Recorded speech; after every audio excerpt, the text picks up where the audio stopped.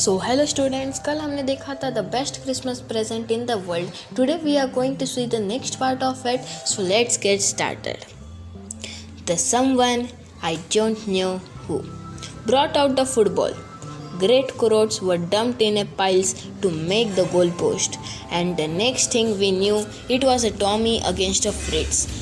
Out in the middle of the no man's land, Hans Ulf and I looked on the chair, clapping our hands and stamping our feet to keep out the cold as much anything. There was a moment when I noticed out the breaths mingling in the air between us. He saw it too and smiled. Jim McPherson, he said that after a while. I think this was how we should resolve a war. A football match, no one dies in a football match. No children opened. No wives become widows. So, in this passage we had learned that then a soldier brought out a football. The soldiers played while McPherson and Hans Ulf clapped and cheered. Hans Ulf suggested that the world should be much better if the problem were resolved by a football match instead of war. So this passage is completed. We will move towards the next passage, that is, I would prefer cricket, I told him. Then the Tommies could be sure of winning probably. We laughed at that and together we watched the game and said, Connie Fritz won 2 goals to 1. But as Hans Ulf generally said, our goal was wider than theirs, so it wasn't quite fair. The time came and soon, when the game finished, the snaps and the rum and the sausages had long since run out. And we knew it all over. I wished Hans well and told him I hoped he would see him family again soon. That the fight end will be end, we could go all home back. So, after the football match, this was happened like after a football match, all drinks and eatable were consumed. Now it was time to part. Hans Ulf saluted McPherson and walked away gently and wincing. That night the Germans were heard singing a carol. The English soldier replied with a rousing cheer chorus of another carol. The exchanged carol for a while and then it was all silence. McPherson wrote in his letter that he would treasure those moments in his life. So after this passage, the McPherson is replying to the Connie that, Dearest Connie, my Christmas time next year, the war will be nothing but a distant and terrible memory. I know that from all that happened today, how much arms long for a peace. We shall together again soon. I am sure of it. So, the meaning of this passage is, McPherson ended the letter hoping that the war could be end soon. Both armies longed for a peace, and he was sure that they would be together again.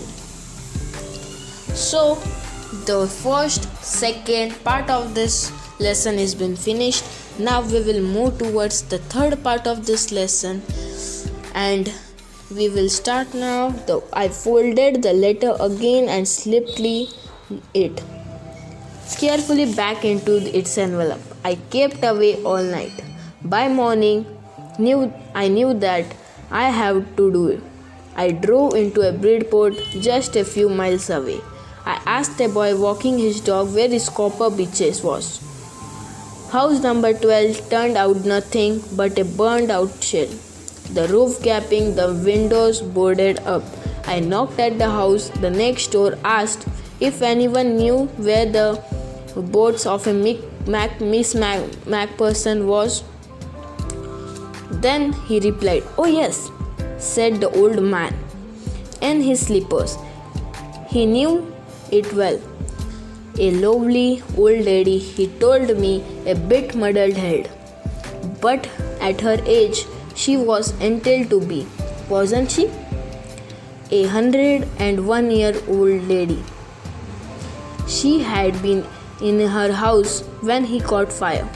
No one really knew how the fire had started, but it could be well have been candles. She used candles rather than electricity because she always thought electricity was too expensive. The fireman had got out just in time. She was in a nursing home now, he told me. Blinkton House on a Dorchester Road, on the other side of a town.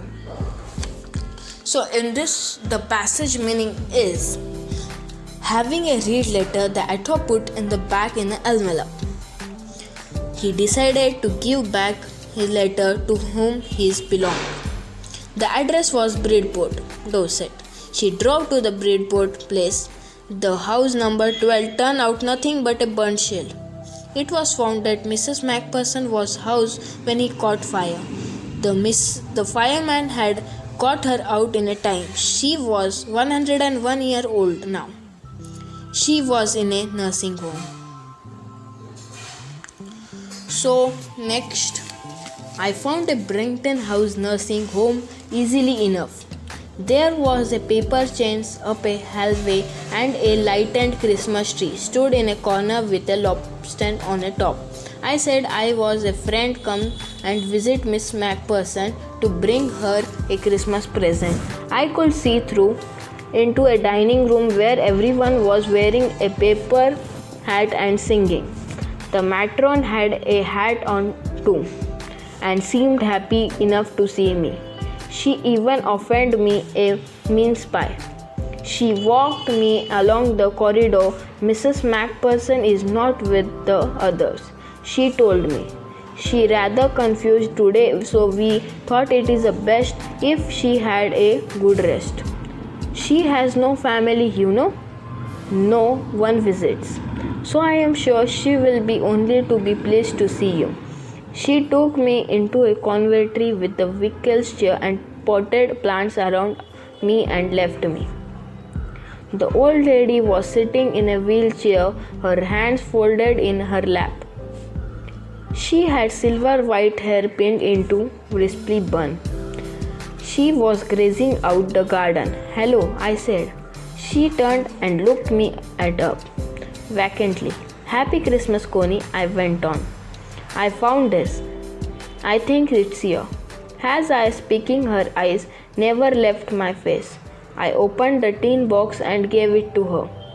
That was the moment her eyes lit up with the recognition and her face became suffused with a sudden glow of happiness. I explained about the desk and how I about found it. But I don't think she was listening for a while. She said nothing but stroked the letter tenderly with the fingertips. Suddenly she reached out and took my hand. Her eyes were filled with tears. "You should told me you would come home. The best Christmas present in the world," the Mrs. Macpherson said. "Come closer, Jim, sit." I sat down beside her and she kissed me on my cheeks.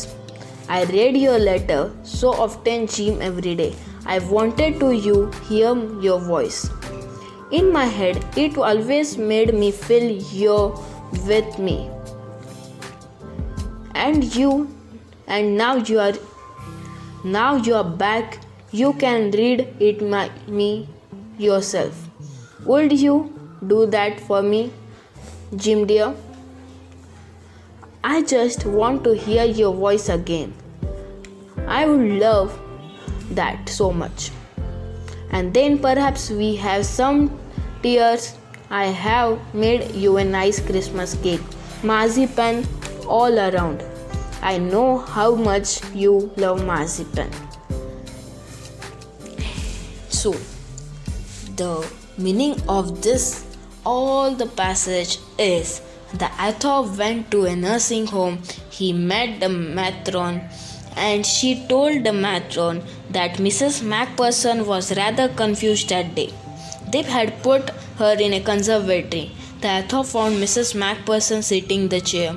Naturally, she looked up and at the author vacantly, but her eyes lifted up, and when he called her Connie, and gave her a little. She told her how he got it, but she was not listening to him. She reached out to take his hand. Her eyes were filled with tears. She left that her Jim had returned. She said that her Jim had kept his promise. He had returned on the eve of Christmas. She made him sit beside her. She kissed him on cheek. She talked long and lovely to him. She said that she had got a best Christmas present in the world. So, at this point our lesson is also finished, and the lesson was too nice that I will always remember it. Have you also? And this story is written by Michael Porico. So the next tomorrow or today you will get and answer the following questions and all the comprehension check answers. The link will be in description. Check down and bye for today.